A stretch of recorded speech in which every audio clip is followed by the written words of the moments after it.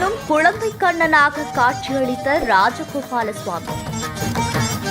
வெண்ணெய் தாளி உற்சவத்தில் வெண்ணெய் அடித்து வழிபட்ட பக்தர்கள். கோலாகலமாக நடந்த உற்சவம்.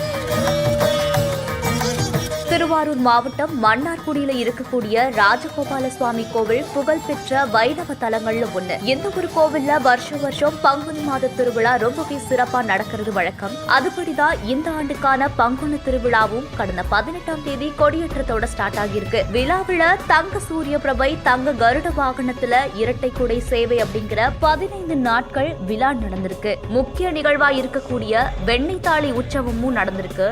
இதுல நவநீத கோலத்துல வெண்ணெய் தின்னும் குழந்தை கண்ணனாக ராஜகோபால சுவாமி காட்சியும் கொடுத்திருக்காரு. அப்போ பக்தர்கள் ராஜகோபால சுவாமி மேல வெண்ணெய் அடிச்சு வழிபடவும் செஞ்சிருக்காங்க. எந்த ஒரு விழாவில் ஆயிரக்கணக்கான பக்தர்கள் கலந்திருக்காங்க. ராஜகோபால சுவாமி இரவு நேரத்துல தங்க குதிரை வாகனத்துல வீதி விழாவும், மாலை நேரத்துல திருத்தேரோட்டம் நடக்கவும் இருக்கு. மேலும் இந்த மாதிரி நிறைய இன்ட்ரெஸ்டிங்கான வீடியோ பார்க்கணும்னா நம்ம பிகினர்ஸ் பேஜை ஃபாலோ பண்ணிக்கோங்க.